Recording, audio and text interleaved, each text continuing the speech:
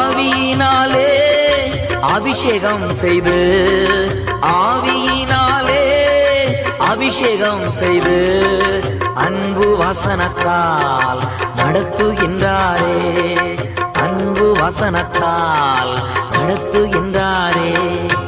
யார் என்னை கைவிட்டாலும் இயேசு கைவிட மாட்டார்.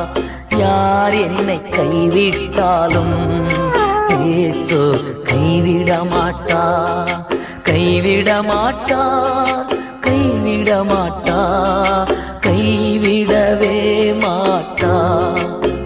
இயேசு கைவிடவே மாட்டார். யார் என்னை கைவிட்டாலும் இயேசு கைவிட மாட்டார். யார் என்னை கைவிட்டாலும் இயேசு